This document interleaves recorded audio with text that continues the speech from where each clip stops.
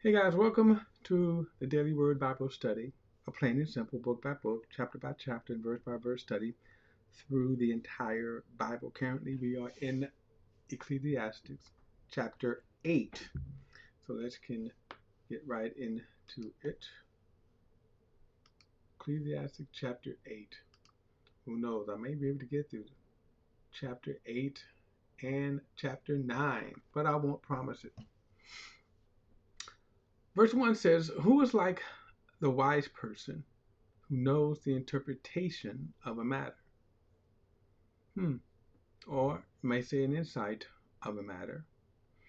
"A man's wisdom brightens his face, and the sternness of his face is changed." Keep the king's commands because of your oath made before God. Because of your oath made before God.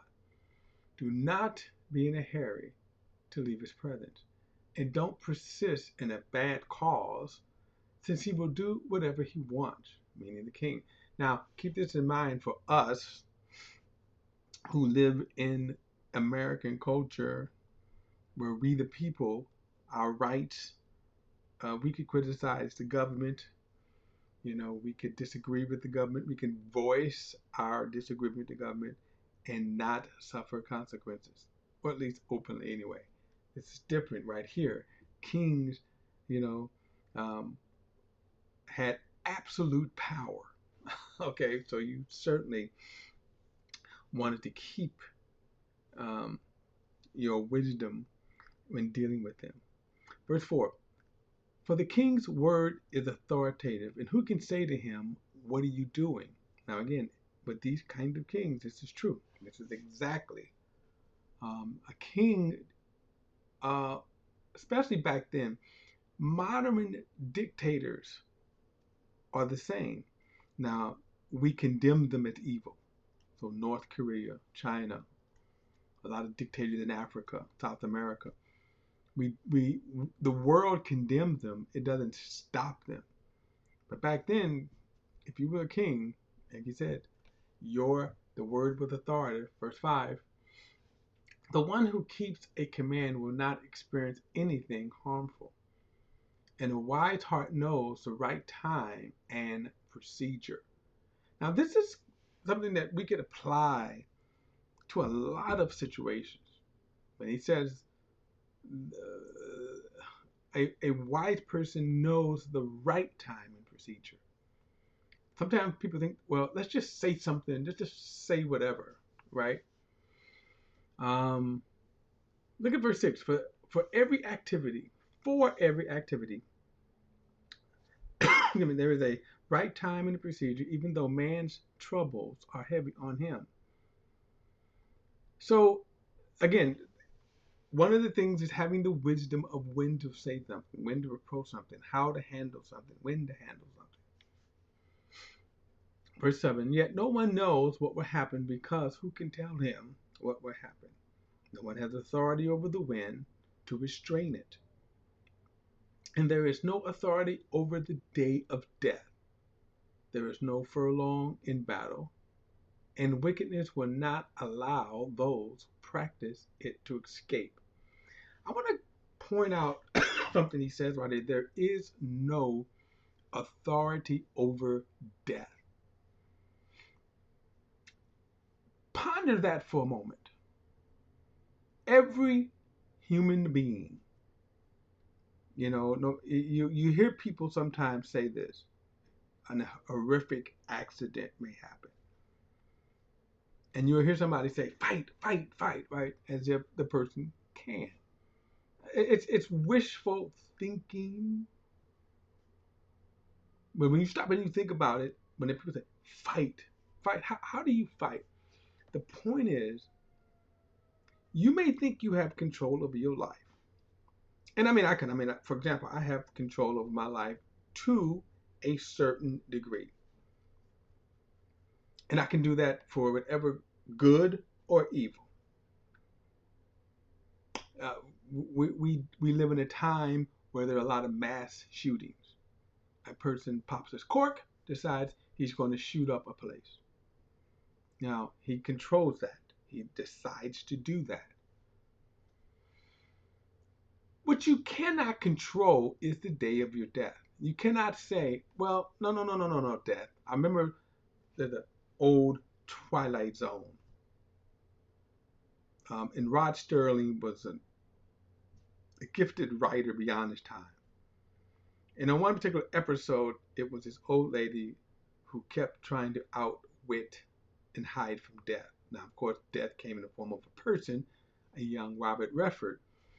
But she would always kind of look out, and she'd see him, she would hide. She'd close the door, wouldn't open the door. And finally, the way it was pictured, death was just patient. And one day, he death came in the form of an old wounded soldier or something like that. Here's my point. We could do a lot of stuff, but you cannot control. And here's the interesting thing. Once that, how God decrees it, that time, that day of death, you are no longer in control. Do I believe that there is a specific time and date for people to die? No, I do not. I think Scripture is clear that the promise of a long life, okay? However, God knows the day about death. And for whatever reason, when it happens, and I'm going to say when it happens, then according to God's decree, you are no longer in control. And guess what? From that moment on in eternity, you are not in control. You could be in control, like I say, for your actions. Whether the crazy serial mass shooter or the benevolent person, doesn't matter. But both at the time of death. And I can tell you, nothing you do can influence that time of death. Verse 9, all this I've seen, applying my mind to all the work that is done under the sun, and a time when one man has authority over another to his harm. In such circumstances I saw the wicked buried. They came and went from the holy place, and they were praised in the city where they did so. This too is futile. Because the sentence against a criminal act is not carried out quickly. The heart of people is filled with desire to commit crime. Although a sinner commits crime 100 times and prolongs his life, yet also know that it will go well with God-fearing people, for they are reverent before him. Now again, this is from his perspective. We see this all the time, where it looks like the evil people get away with more evil and not get their just due. Well, they do. Verse 14. No, verse 13. However, it will not go well with the wicked, and they will not lengthen their days like the shadow, for they are not reverent before God. Again, perspective. There is a futility that is done on earth, and there is a righteous person who gets what actions.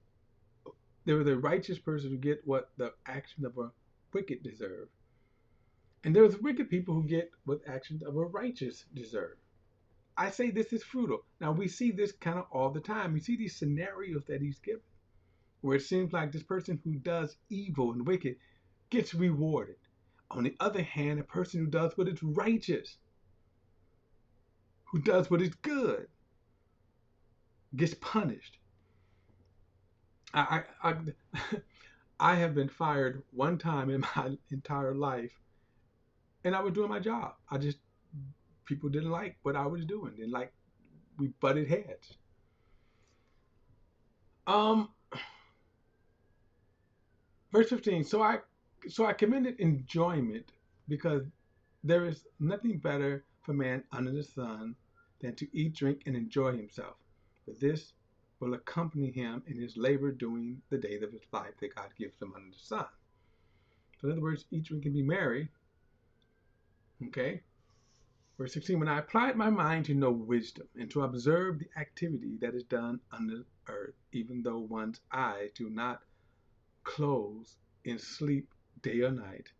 Now, he obviously has to be talking about your eyes of your mind, what you see. In other words, you can close your eyes, but you still see stuff, but your mind is going. I observed all the work of God and concluded that man is unable to discover the work that is done under the sun. Even though man labors hard to explore it, he cannot find it. And even if a wise man claims to know it, he is unable to discover it. Now, again, you come to this place. Here is Solomon, the wisest man in the world, one of the most wealthiest men, but could not just kind of the simple meaning of life. Really, in one respect, I don't know if there is a simple meaning of life. Verse 9. Indeed, chapter 9. Indeed, I took all this to heart and explained it all. The righteous, the wise, and their works are in God's hands. People don't know whether to expect love or hate. Everything lies ahead of them.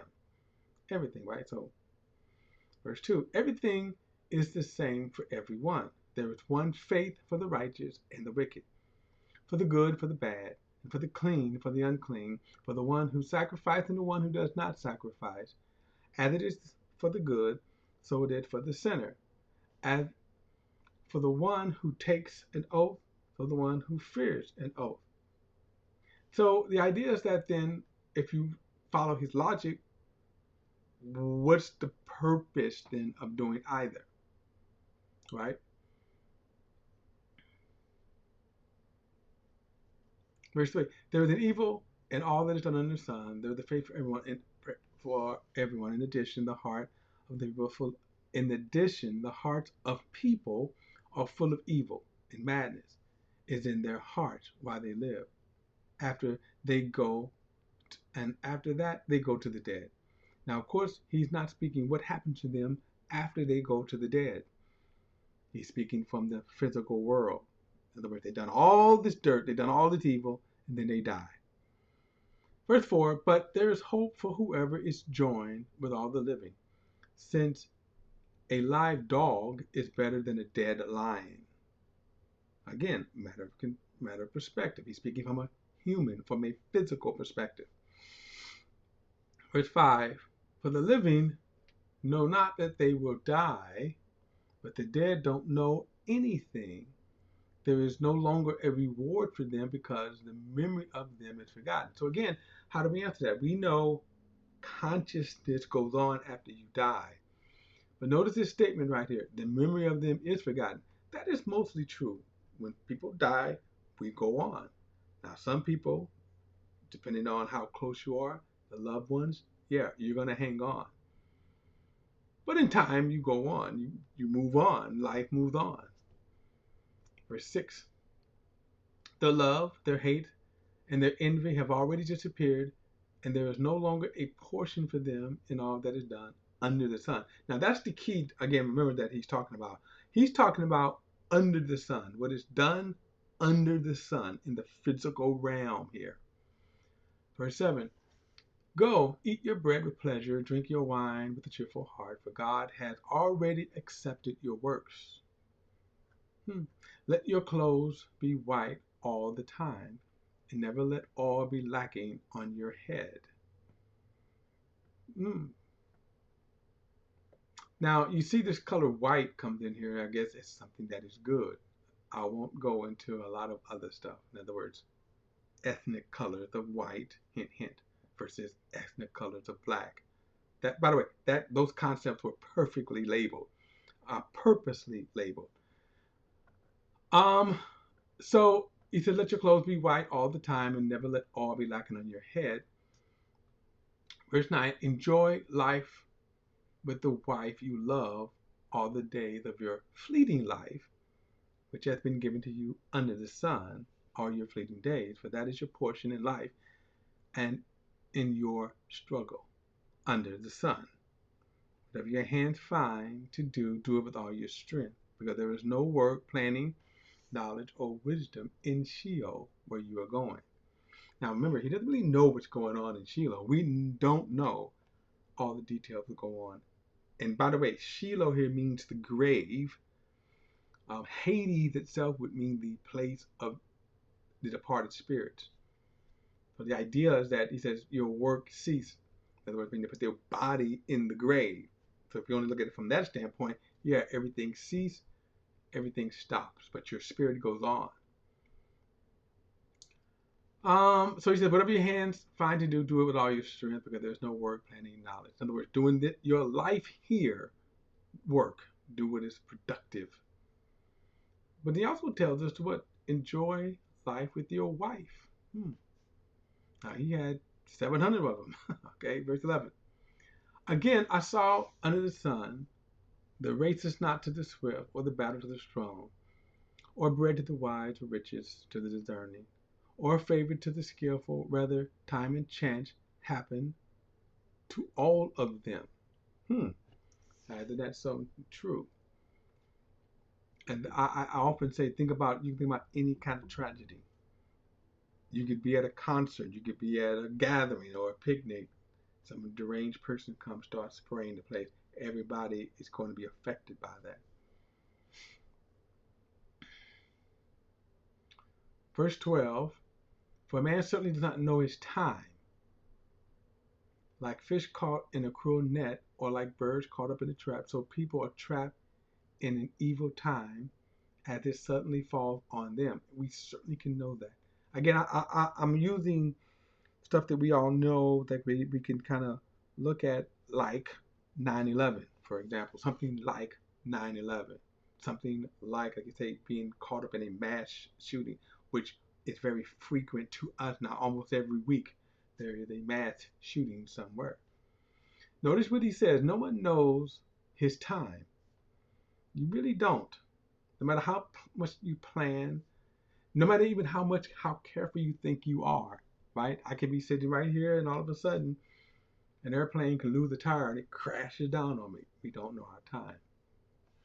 Verse 13, I have observed that this also is wisdom under the sun, and it is sufficient to me. There was a small city with a few men in it. A great king came against it, surrounded it, and built large siege work against it. Now a poor wise woman was found in the city. A poor wise man was found in the city. He delivered the city by his wisdom. Yet no one remembered the poor man. As I said, wisdom is better than strength, but the wisdom of a poor man is despised, and his words are not heeded. Now that's kind of interesting. Think about that. How many times